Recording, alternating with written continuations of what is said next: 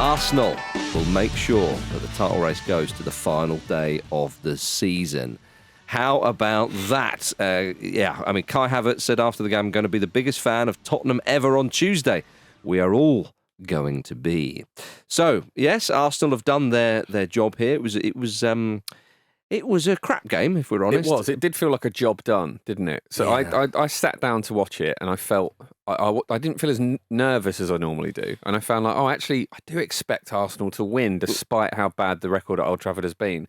But I also expected to enjoy it. Yeah. And I couldn't have both. That is a shame. Yeah, Manchester United with Casemiro on the pitch and their recent...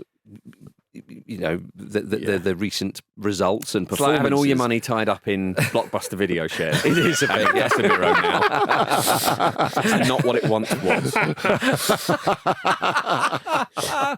But yeah, it is a bit like that. And it's surprising Arsenal only really won it 1-0, Andy, I suppose.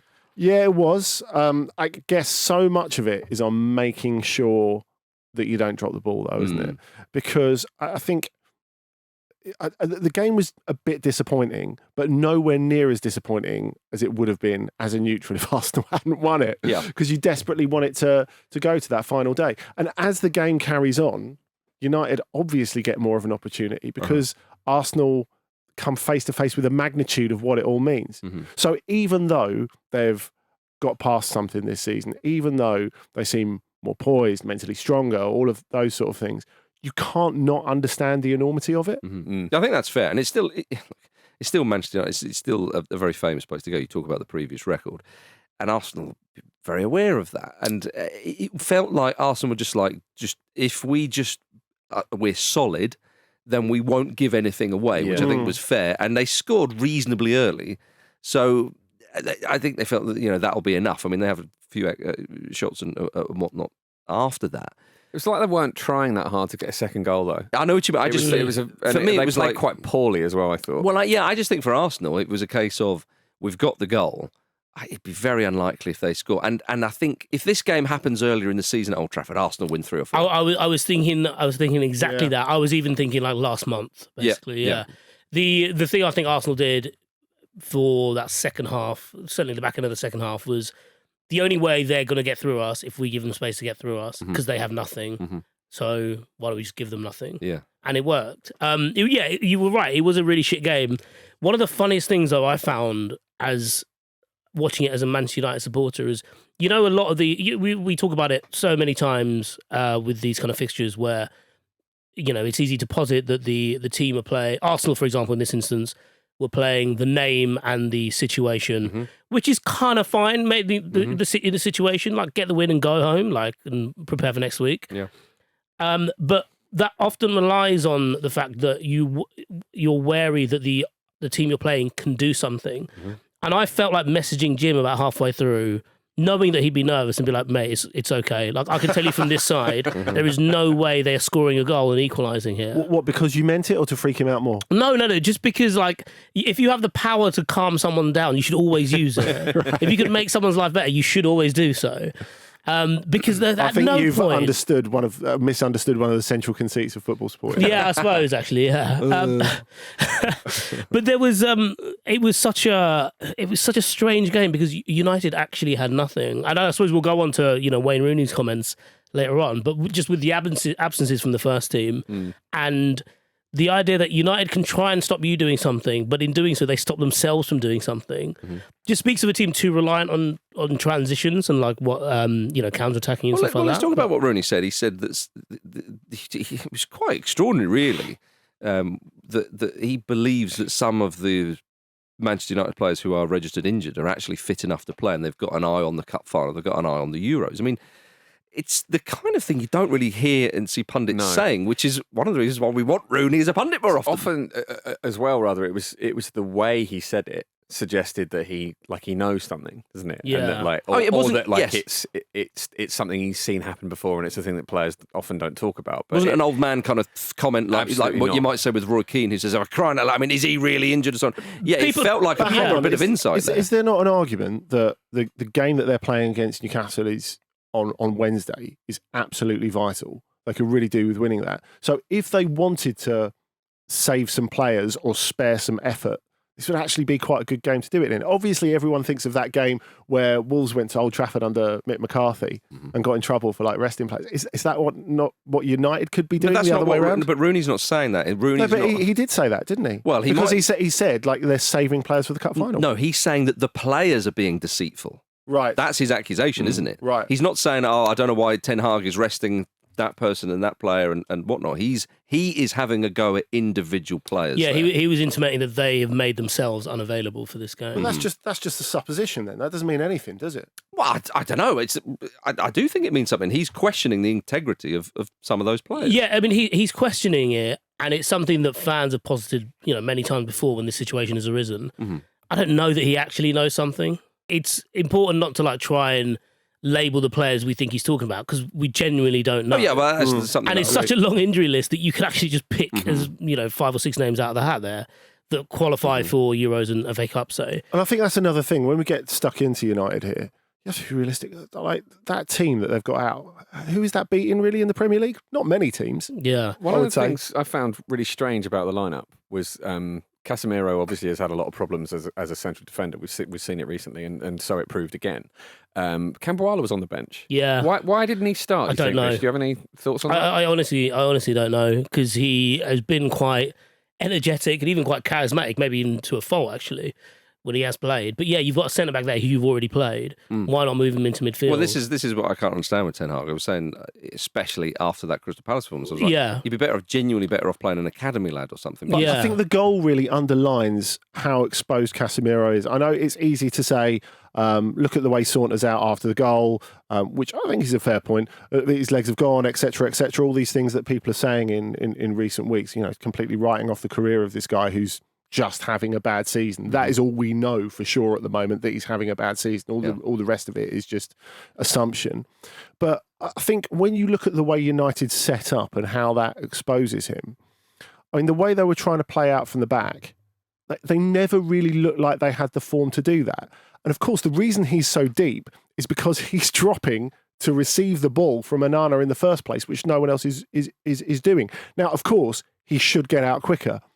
But he's not a centre back, so he doesn't have the. But he knows the offside rule, doesn't he? Yeah. And I think in that situation, you always see there is one.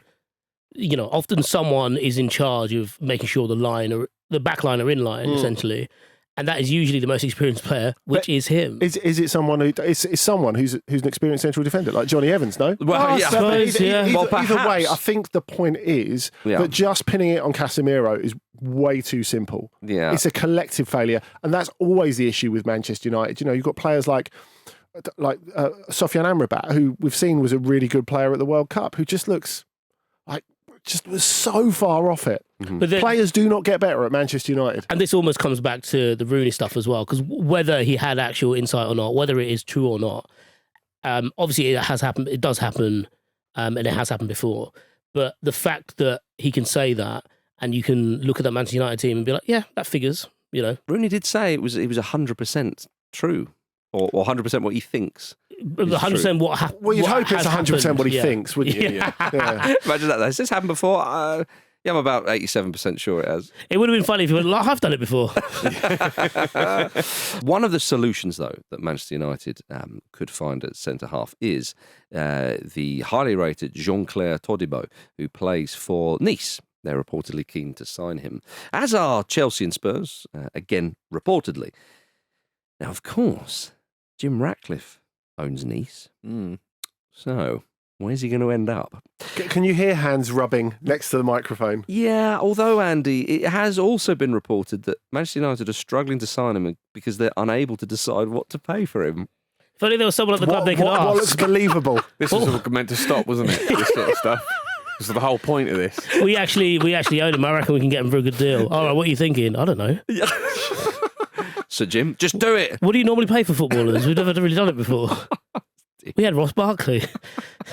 Oh, my goodness. Well, when all said and done, Arsenal won the game 1-0. At centre-half, Arsenal are absolutely loving life. William Saliba has now won Premier League Man of the Match awards away to Liverpool, Manchester City, and we'll put Manchester United in there as well. I mean, again, in terms of defence, Arsenal are just phenomenal. It was the defence the defenders that deserved the praise yesterday, because the attacking section of the team just didn't really look at the races. Thomas Partey in particular looked really, really off it yesterday, and the defenders had to sort of step up and help out a lot. And titles are often won on defences, as people say, and Arsenal may not win the title, but that's a big part of the reason that they're still in the conversation on the final day. And that tackle on Garnacho, where he had a little sit down as well, just phenomenal stuff. Saliba is one of the standout players of Arsenal's season, and one of the standout players in the Premier League, and he was absolutely important yesterday, because this is a game where you feel like something stupid could have happened, a deflection or a penalty or a goal. There are a lot of variables that you have to worry about at 1-0, and Saliba is a big part of the reason the game was so calm. I felt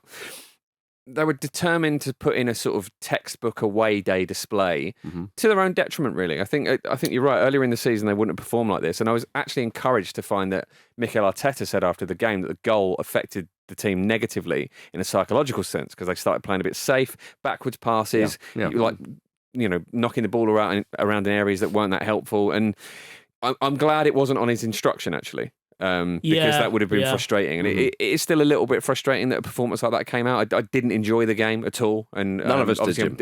Nobody did. And suddenly now I can even enjoy the points, there's not one person who watched that game and thought, actually, that weren't bad. I actually went back to painting the kitchen afterwards because I wanted to do something fun. But look, Arsenal, they have taken it to the last day, and it's been an incredible season for Arsenal. Undefeated versus the Big Six in the Premier League. They've broken their record for most wins in the Premier League with 27. I think it's most goals as well. Yeah. And yet... Yeah, it's ridiculous, isn't it? That's how good Guardiola and Manchester City are. And there's a lot of players in this team having their best seasons. In most cases for Arsenal, in the cases of Havertz and Trossard in the Premier League, there's a lot of that, and still, and obviously it's encouraging. The team, the age profile's still really good, but it's just mad, isn't it? The relentless machine. They're making teams have their best ever seasons, and when you include Liverpool in that, which was the case when they won the league, it shows you how insane the standards are. It does. Before we move on to Manchester City, we should say actually there was some good news for Manchester United yesterday, because their women's team won the FA Cup for the first time ever. First ever major trophy even for Manchester United women. You can hear more about that on tomorrow's episode of Up Front with Chloe Morgan and Rachel O'Sullivan, where they'll also be previewing the final weekend of the WSL season. So, well done. There is a section of the football club at Manchester United who are doing some good stuff, Vish. Yes, and it took them how many years to actually fund that side of the football team? So, better late than never. Yeah. As they say. All right, let's move on to Fulham 0, Manchester City 4. Doesn't sound right, does it? It doesn't sound right, what Jim. You were saying. No. Well, I fancied a 2-2 draw. They didn't share the goals out, and the trickle-down approach just doesn't work. Did we see any evidence of kite flying? Were they practicing for something after the game? Or? No, I really do think they were trying, actually. Right. It is odd that Fulham were beaten 4-0 by Manchester City, but, strange things happen. And Manchester City just keep on going. And all joking aside, when it gets to, well, not on this stage because Manchester City only have a couple of games left, but when it does, when you see the Premier League trophy on the horizon, Manchester City just blue ribbons on it. They just slip it into fifth, don't they? Yeah, they seem a different side at this stage of the season, as they have done so many times. It's like learning how to finish strong and peak at the right time and maintain that peak is one of Pep Guardiola's superpowers, isn't it? But You're kind of hoping for a sign of nerves, and then their left back, who's really a centre back, nearly scores a hat trick.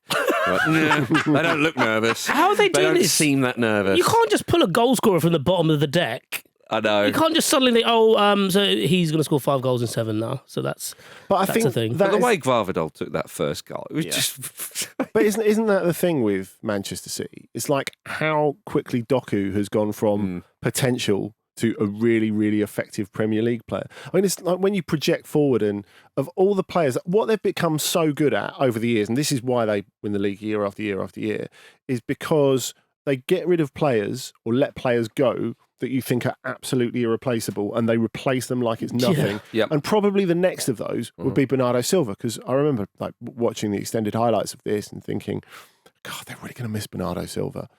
And you think, if they were to replace him, say, with Lucas Paquetá, a player they've been interested in for a long time, and I think you look at it now and you think, how on earth would Lucas Paquetá manage to replace Bernardo Silva? It's simply not possible. He's just not on the same level. Guardiola will make him on the same level. Yeah. That's what will happen. Well, indeed. I mean, look at, Raheem Sterling had a pretty good time at Manchester City and Riyad Mahrez, they were big players, they scored big goals, and you forget they've gone.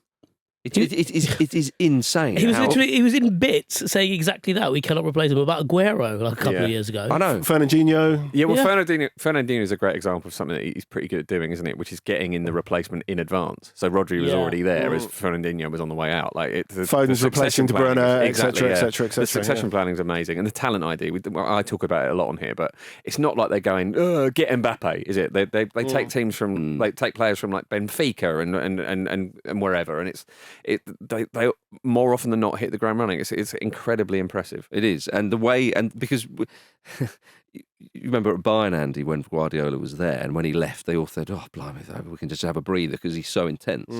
So you would imagine that the amount of information Guardiola is trying to convey to his players on a daily basis, yet he seems to get that message across because so many of them buy into it straight away. They get it, and I mean, Gvardiol, like, what a season, what a player. And he's not been there that long. Taken a while, hasn't it, for people to really sort of realise how good he is. I suppose he's had a season to establish himself in the team, but I mean, he's a pretty big name coming into the team. Yeah, but, sure. But it took a while for anyone to even really notice him, but he just looks, imperious, as they so often do. Yeah, they have the quality and they have the money to be able to, like I've mentioned a number of times before, buy Jack Grealish for £100 million and then stick him on the bench largely for his first season and go, right, until you've got this, then you can come in. And that's, look at Phil Foden even, very, very different, of course, came through the academy. Everyone's saying, play him. It's like, no, we'll play him when he's ready. Now, I know they lose one or two players like Cole Palmer through that, but... Ben Sancho. Yeah. That's the people who, they're the players who they're going, yeah, we're going to have to let them go. Oh, well. And they still win the league. They still go on and do it. And not that they've won the league yet. The manner of these wins as well, especially at this stage of the season, is so impressive because it didn't really feel like they sort of battered Fulham or ran them ragged, did it? It's just I thought it was a very close 4-0 loss. Everybody did that. I was proud of the boys, sure. It's not what I'm saying, but everybody in a City shirt just did their jobs really calmly and really, really well. And it felt a bit like... You've been playing football in the park, and some bigger boys have come along, and they just batter you because they're just bigger than you, and they're not stronger than you, and they're faster than you. Yeah, exactly. And you can try, and you just can't do it. I mean, that Foden goal, the second goal, which really was the one, that if there was any doubt, but just before he scores, João Palhinha puts in a textbook João Palhinha block tackle, and when he did that, I went, hey, there he is, and then Foden just mops up, and it's like, And it was the only moment of the game where I was like, hey, and then bang, it's dashed. And again, the manner of the celebration and everything, it was like, yeah, we're on the march. Now, we were lucky to be quite close to the pitch because, as I say, if you're with Marcus Speller, doors open for you. So it's quite amazing to see how athletic footballers are up close, isn't it? Very often, if you're close to the pitch. Not Bernardo Silva. Like Jack Grealish, quite regularly and frankly quite problematically, says he looks homeless, and like he does, he just looks like a normal bloke, like a fairly skinny normal bloke just running around among all these absolute like Olympians. But Micah Richards said this about David Silva, didn't he? That he said like he just couldn't believe it. He even these are Richard's words, not mine. He said he had a little pot belly. He did for a footballer, obviously. Yeah, I'd love to have a pot belly like that. And he would say he was not very athletic. He didn't really put too much in, and yet was one of the club's greatest ever players. Maybe Guardiola needs to have that to keep him interested. Maybe he has to have he almost has to cruel intentions somewhere. Right, what can I make them do? You can't. You're not very fast. You're playing right wing. Yeah, that's it. I want you top of the running list. Yeah, every single game. We were sat very, very close to the dugouts, and I was looking at Guardiola wearing that turtleneck in the sort of mid-20s. What was it? About 25 degrees Celsius. And I was thinking, come on, I know he was asked about that for Match of the Day, and Guardiola, he is like William Shatner in Family Guy. Like just the way he's constantly burning through calories, moving at double speed. But it was. I love the idea that someone as decorated as him has superstitions. Yeah, I really enjoy that. I know. I remember I had to do the green screen for the Portuguese national team before a World Cup. Mm-hmm. Like basically you record the bits where they show it on the big screen, they show it on TV where they take a step forward and fold their arms when they're announcing the team. Yes. That sort of thing. And we also had to get them to do a goal celebration. So when it's announced in the stadium, you have them doing their goal celebration. Yeah. Ask Cristiano Ronaldo to do a goal celebration. He said, no, it's unlucky. It's like you scored nearly 1,000 goals. You'll be okay. I feel that it'll be all right, but he wouldn't. So what did they do when he scored? Pardon? What did they do on the screen when he scored? Oh, I think he put his finger to his lips or something. Oh, so he didn't do his goal celebration. Yeah, Right. he did a sort of compromise. Was that you were talking and he just went, "Wait, shh," and you were like, "That's it." There you go. Once more Brassel always gets his man. Yes, so Manchester City. I mean, it was, and on that, the final goal, the penalty, which you sort of mentioned earlier, Jim. Very mature of Guardiola to give that up as well, because it looked like it was offered to him. Yeah, well, he said he fancied it, but he then said, but the designated taker is the designated taker, and obviously Alvarez. Such a fucking teacher's pet. Just take the pen. Yeah, well, I don't think it was I think he would have liked to, but I don't think there was any kind of chat and debate. Yeah, Again, exactly. It shows you that machine-like, well-oiled vehicle that Manchester City are. There's just no Nicholas Jackson, Madueke, pun intended. Yeah, it just shows you, doesn't it, that everywhere.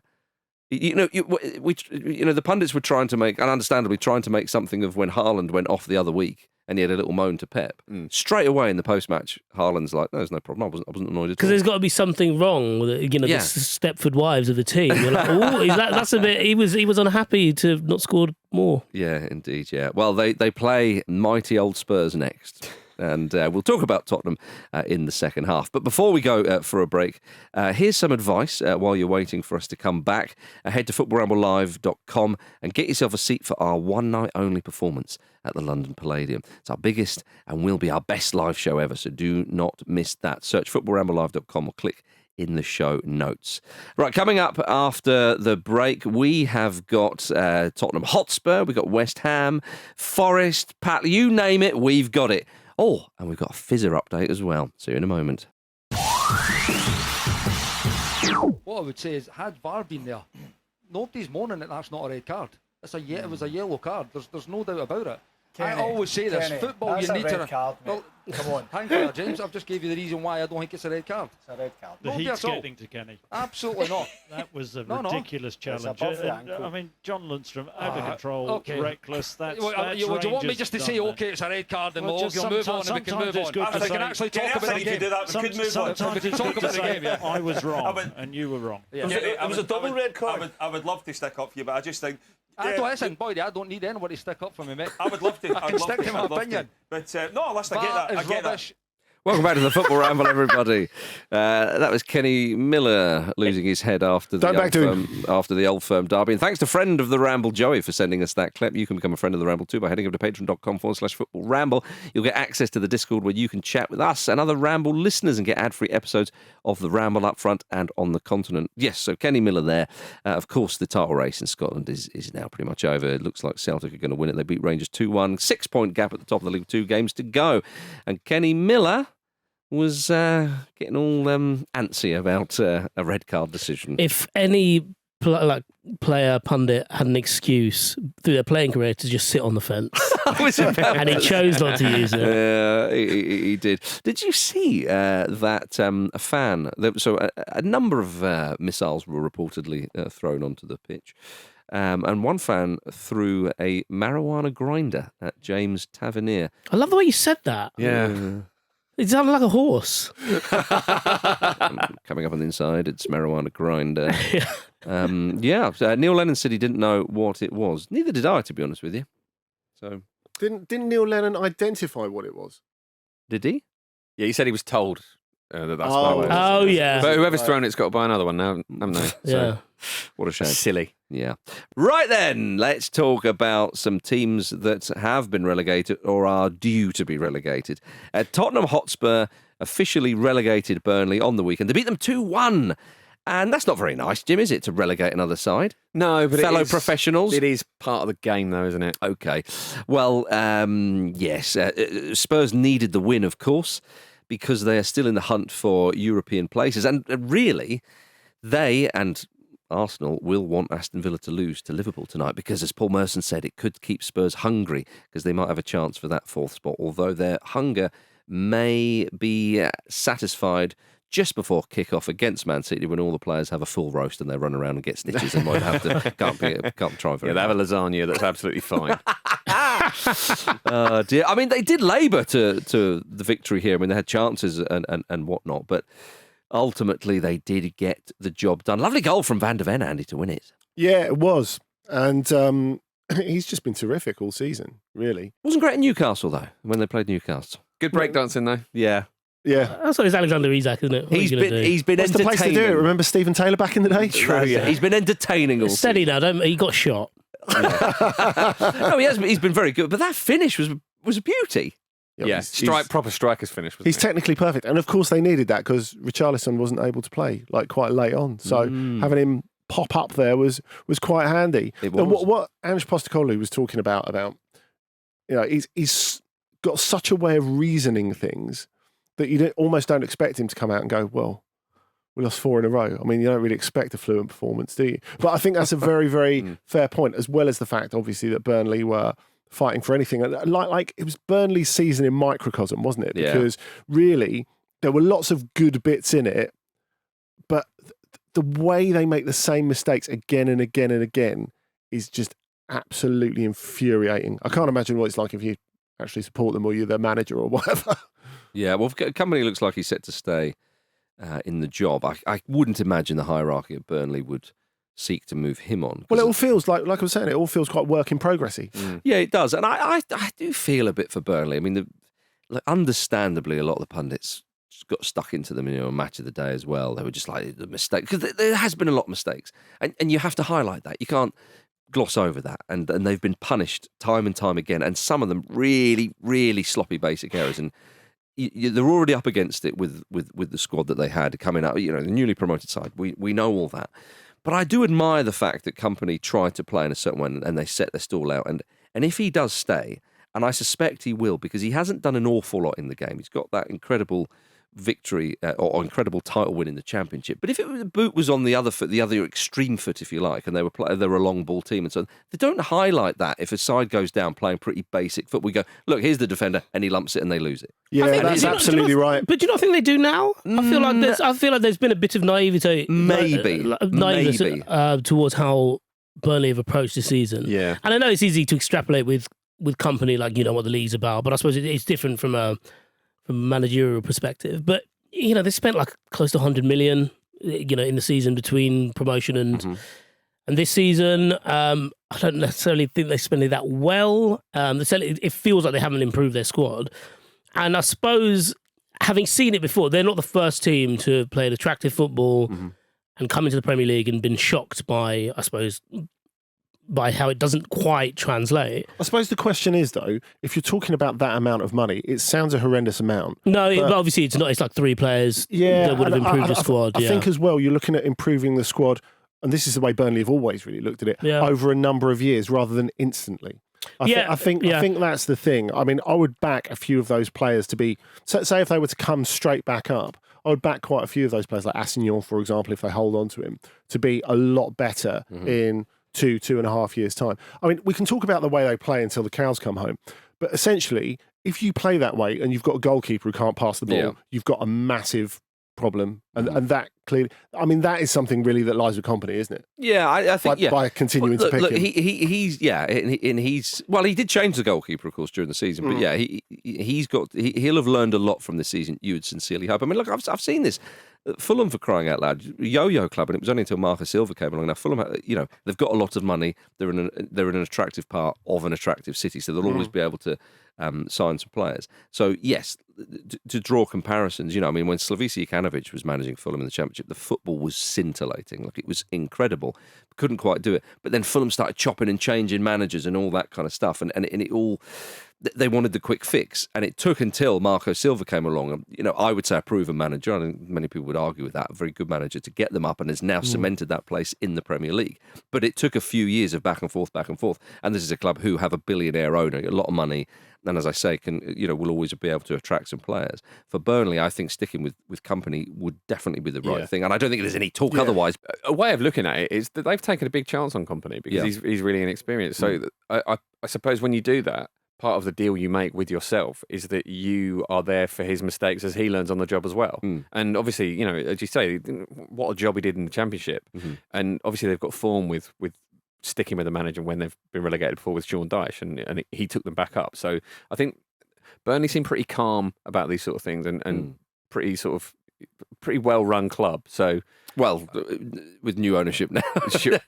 But there is you know, there's every chance that this is going to be a hugely beneficial experience to company in particular. You'd hope so. In a weird There's way. enough promising stuff to work on. Exactly. Yeah. I'm sure they won't be celebrating going down, but like it's less of a disaster for them than it is for Sheffield United, for example. Yeah, I think you look at Sheffield United and think, well, you know, What how are next? they going to be? Yeah, indeed. Yeah, with Burnley really is it's just more of the same. Isn't it? Yeah. Going back to Spurs though, now they obviously lie in fifth in the table. There's still a chance of a Champions League spot. We have to wait to see what Villa do against Liverpool tonight. Interestingly, Tottenham did do a sort of end of season lap of honour after the game on the weekend, despite their last home game being against Manchester City on Tuesday. They did, and sadly, Sky reporter Jamie Weir has shattered the myth in his words, but he's claiming that they did the end of season lap of honour yesterday because it was originally the last home game, which is so nonsense, but also that because it's at 5 p.m. on a Saturday, fans can stay behind, not have to rush, and the stadium is difficult to get out of from what I've heard, and also players' kids can be there, unlike 10 p.m. on a Tuesday. I do which is appreciate annoying because we all want to talk about them being cowards, don't we?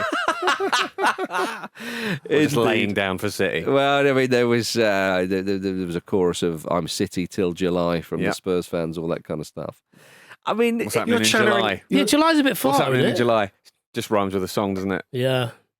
Well, I suppose the transfer window opens, doesn't it? Like, ooh, we could get someone in. Oh, they've gone to City. Yeah, I mean, look, it's the same old chat. The fans can say what they want and do one thing. Obviously, you know, you've got to look at the players, but you would sincerely hope in the name of integrity and justice that they would give a good account of themselves against Man City. So much of it depends on if Liverpool beat Villa, doesn't it? If they're like, you know what, we have got a chance here, there might be a bit more spring in the step. And obviously they're professionals. I think as you say, the players are going to feel differently from the fans. The players will get bonuses as well if they qualify for the Champions League, which is something they'll be thinking about. Yeah, also they wouldn't want to go. They wouldn't want to play and get embarrassed. Not a chance. But it's the only thing up for, I suppose, conversation here is the mood in the ground.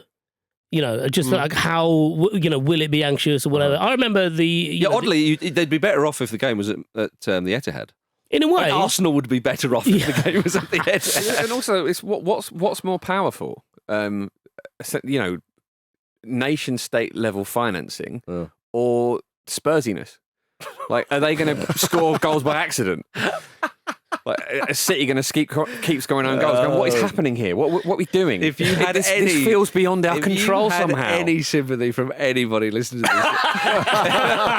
this, it has just left the building. I mean, look, joking aside, I mean, Spurs are in fifth, as we know, and I understand they have their Sheffield United voucher to use on the last day, which will be particularly it might have generous. expired by then. That'd be so annoying, wouldn't it? Well, I mean, speaking of Spursiness, but Newcastle are 6 points behind Spurs with a much better goal difference, and there's 2 games to play. So, and it's just not happening. No, just a point against Sheffield United will do it. Yeah, fair enough, Andy. All right, let's move on then, because if it's not Spurs, then will West Ham be Arsenal's saviours? Because West Ham, of course, play Manchester City on the last day. The last day of Moyes. Yes, former Manchester United manager. Yeah. And so that's the sort of, quality we're talking about in terms of a manager. Well, you got out there well early before all this, before the roof collapsed in on itself. But West Ham, they beat Luton 3-1. They played with a bit of spring in their step. I mean, Jared Bowen, I want to impress before the Euros. Marcus, I sincerely appreciate what you're doing. Yeah, I really tried this for Fulham. Look how that worked out. But Luton, though, they're on the end of a 3-1 loss at West Ham. They're all but relegated, of course, because the goal difference they need to overturn will be 12 on the final day. I love the fact that Forest manager Nuno is a bit like, I'm not relaxing for a moment. I've seen some stuff in my time. But they're down, aren't they, Andy?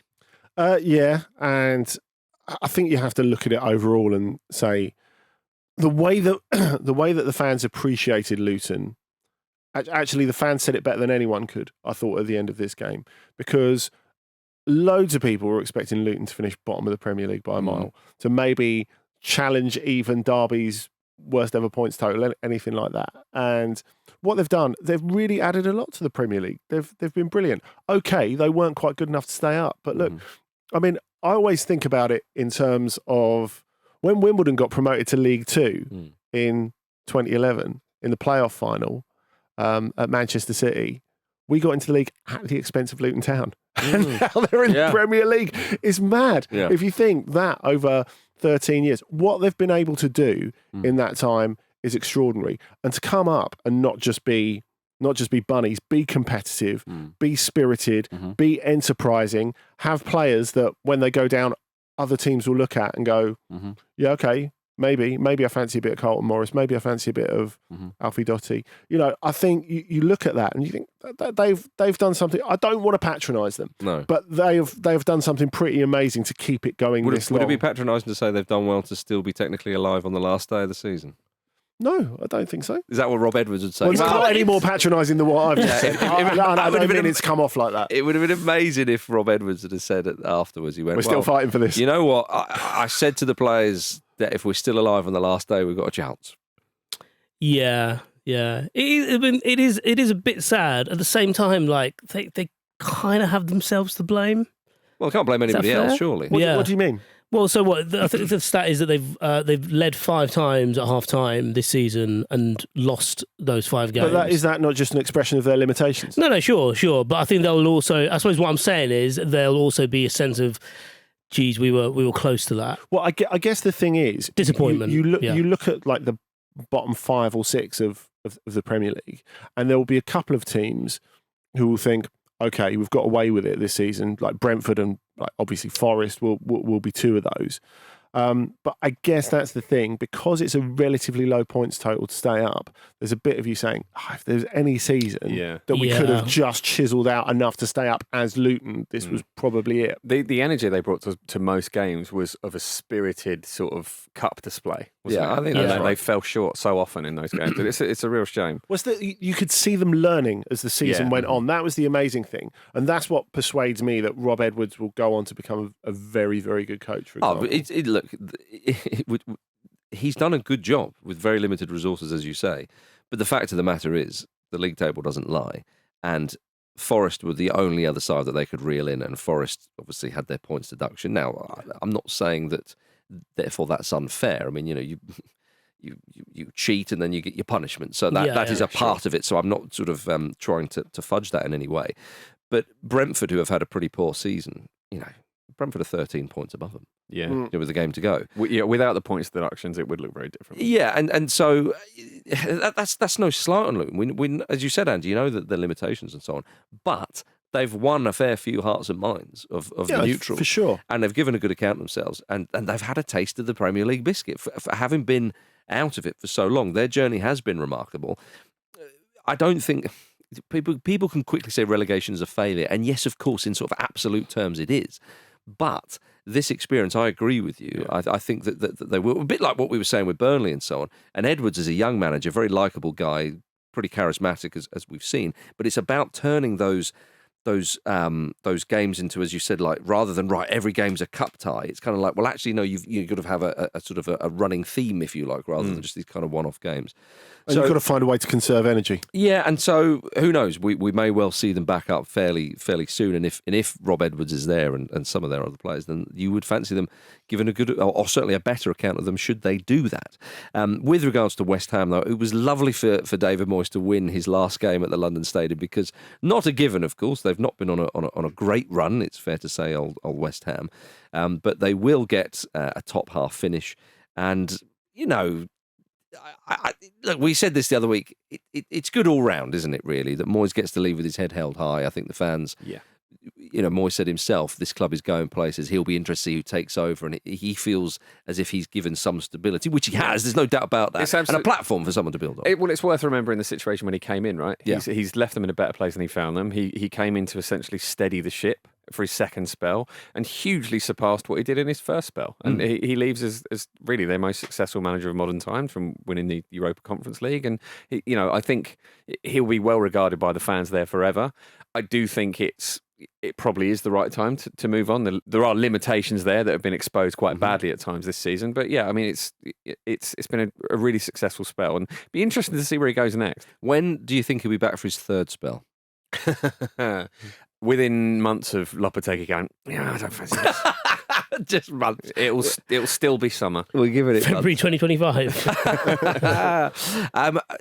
One of the highlights of the weekend definitely was 19-year-old George Earthy scoring his first West Ham goal. Yeah, What I loved that. about it, he celebrated as I would celebrate. Yeah, Do you know what I mean? It was like, bro, come on there, like the badge, fists going everywhere. Do you remember Alfie Marvellous. Gilchrist won for Chelsea? Yeah. Like a few weeks ago. Like it was that, and he was so young as well, because you could tell there's a moment where he thinks, I'm going to try and play this cool, and he just can't. No, that's it. That's what I mean. What a feeling! But if you won a competition and you got the last 5 minutes and you managed to score a tap in, that's how you'd celebrate. Yes, it was like. Remember to get a photo fully- with Mohamed Kudus as well. Yeah, But that was that was lovely how orchestrated that was in terms of Kudus. Like, yeah, because obviously it was incredible wrong from Kudus to set it up.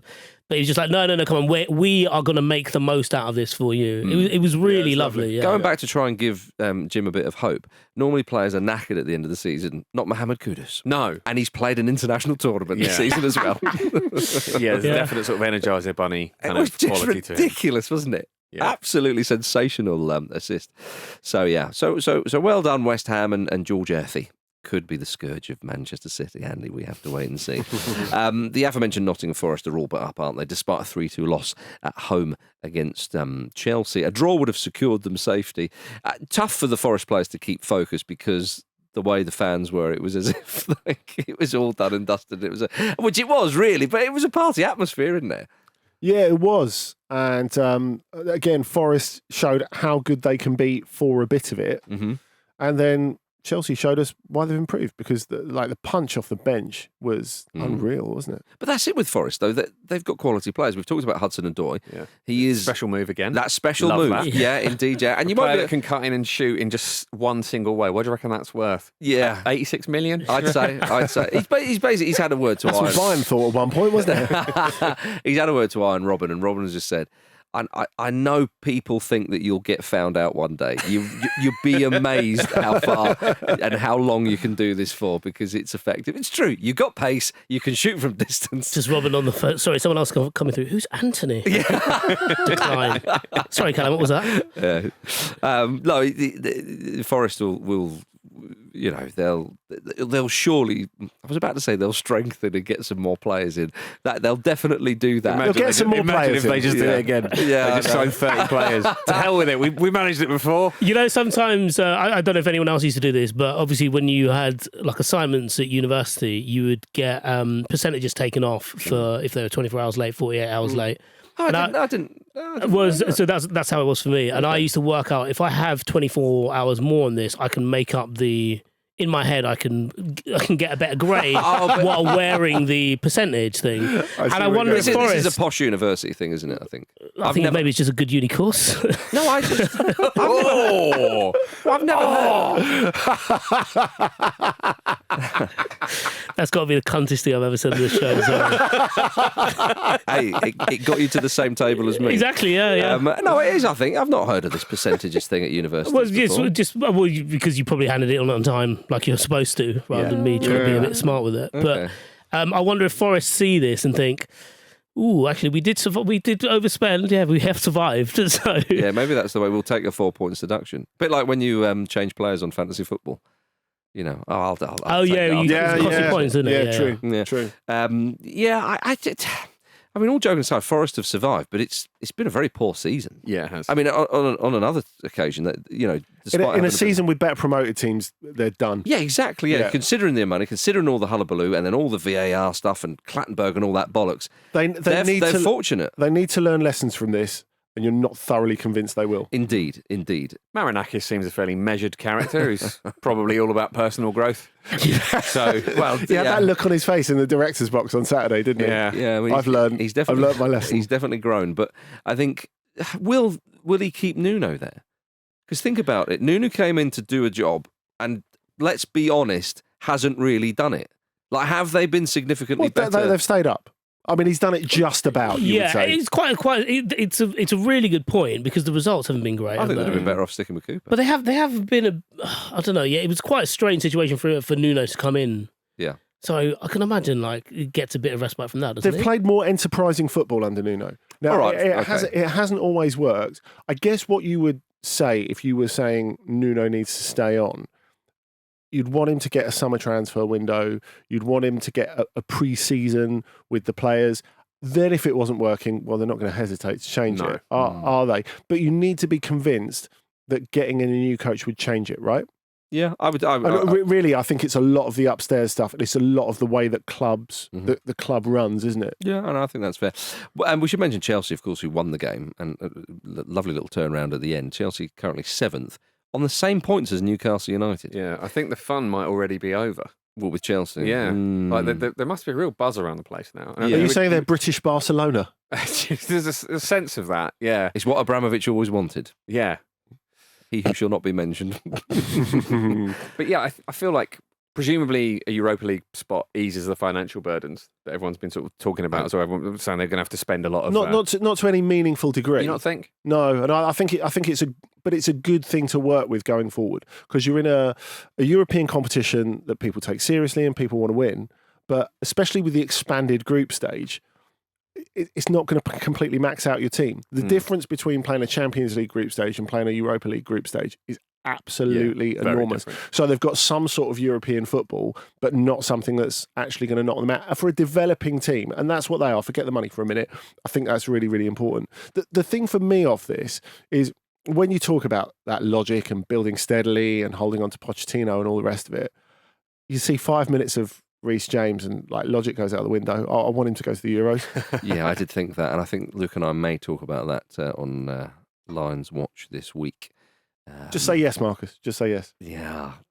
No, it's not yes, but it means the same thing. Well, we'll discuss it later in the week on Lions Watch, everybody. Oh, God, that's awful. When your Teaser. parents go to you, we'll talk about it later.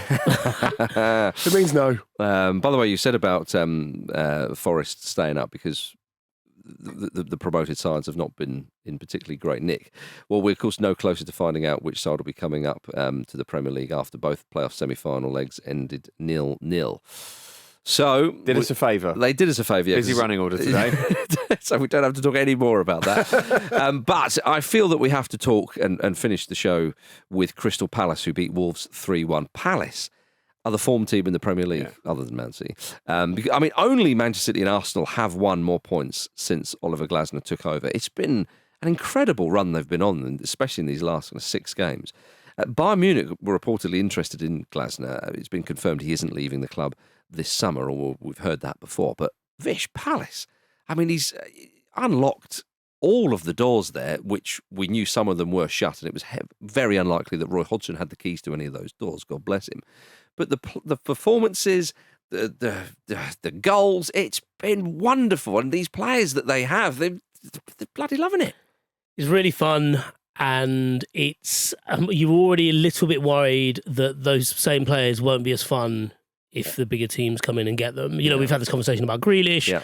We've had it a bit with Morgan Gibbs-White at Forest, but the fact that Eze and Elise as well are like best mates kind of adds a bit of extra on this. But Elise is, I feel like he's gone up a gear. Yeah, he has. I feel like this last, couple of months, maybe even the last half of the season, he has come to a point where you're not just buying him to, essentially buying him as a big team to feed him, gently into your starting 11. You're picking him and playing him because do you remember at the start of the season because he signed that new contract, didn't he? When his move didn't go through because he was injured at the time, and you did kind of think, is this a little bit too early? And 9 months later, you're like, no, this guy's ready. This guy's really ready. Yeah, he is. It's like Palace at the moment. It feels like a holiday romance, doesn't it? Like it's wonderful, but it's going to be over before we know it. I don't want it to be over. I would love Palace to go into next season with Elise and Eze. I think it would be good for them. I think it would be good for the Premier League. I don't want them to go to a massive club and not see them, or massive clubs and see them not play every week. A season of Palace like this, under Glasner would be amazing what for they the could- Premier League. Yeah, because but actually- it just feels like it's almost impossible. One of the really exciting things about them at the moment is, it wasn't long ago we were saying, aside from Eze and Elise, who have they got that's really going to win them games? And actually, I know Mark Gahey obviously is a big name player and a very good player that's often been highly praised, but it looks like a really exciting core in that team now. Now, obviously, Henderson's Gahey's been injured for ages as well. but Gahey's a huge asset when they have him. Adam Wharton has been an amazing signing. Mateta looks absolutely transformed, not just in the numbers he's posting, but the way he's playing. Andy's still not convinced with Mateta. No, I said you can't put him on the same level as Elise and Eze, and I will die on that. No, but 10 and 12, 10 and 12. they are certainly facilitating him and serving him really well, and he's stepped up to bury the chances that they're sending his way. And for sure. Tyreek Mitchell's a really good player as well. Suddenly, it looks like that's a squad with some really exciting players in it, and maybe they'll sell one or two of those players, but in selling one or two of those players, it will surely enable them to keep the rest, because they'll get a big fee for whoever it is that they end up selling. As I understand it, they're not necessarily in a position where they're going to be sort of forced to sell someone for a low amount. The one worrying thing is that Dougie Freedman will be off to Newcastle in the summer, and he is obviously the person behind identifying a lot of these signings and making sure that they keep finding these real gems that other people are missing. If he does go, that'll be a real blow. But don't you think, in terms of managing the transfer window, that's the issue? Because you might say to yourself, okay, we sell one of these guys and it enables us to keep the rest. But it never really works like that, does it? Because you open the dressing room door and it's sort of like affects market confidence, doesn't it? Yeah. Everyone else says, well, if he's got a big contract somewhere else, maybe that could be me. And maybe we won't be as good next season. So I think it's a really, really tough summer for them. It's a difficult summer for them. Yeah. But it would be interesting to see them under that manager, as you say. It's what we all want. That's what I'm trying to talk up, because I want it to happen. Definitely. They're 12th. They could even finish higher. With some of the other sides in a bit of disarray and manager changes and so on, you never know. Right, everybody. I did promise a Fizzer update, so we're going to officially end the show with that. Consider this the encore of today's show. The encore no one asked for. Portland Timbers played Seattle Sounders in the big derby, of course. And the scenes when Portland Timbers went 1-0 up, great stuff. Fizzer had them ticking over. It's wonderful for Fizzer for them to go up. There was a cruel deflection, wicked deflection, as we call it, when Seattle Sounders equalised. So again, that's something you just can't legislate for. And then the Seattle Sounders' second goal was a lovely goal. Again, sometimes you've got to hold your hands up and say, again, what do you do? So there's no one to blame, really. No one to blame. So Portland, they lost the game, but the journey is also important, as I keep reminding everybody. The sport's a lottery, really. It is, and when you lose goals like that, it is. And bad things can happen to good people. Yeah, you know that. I know, but the position they're in is quite envious, actually, because they can only go up. You think about it, because when you're at the top, you can only go down, and that can sometimes be quite scary. The future's bright. Yeah. So Portland Timbers, they are rock bottom of the Western Conference. They are bottom of the table. But it's like Mario Kart. Sometimes the fastest car is at the back. Exactly. Yeah. Exactly. You get all the neat trinkets to the whole propel lot. yourself forward. So what a surge it's going to be in this summer when the Premier League is finished. We can all keep our eyes on that. So good luck to Portland Timbers, and I do remind everybody when it comes to Fizzer, show some fucking respect. Thank you for watching a clip from the Football Ramble podcast. Don't forget to like this video and subscribe to the channel so you don't miss an upload. A single upload. Don't miss out on the uploads. The uploads are important.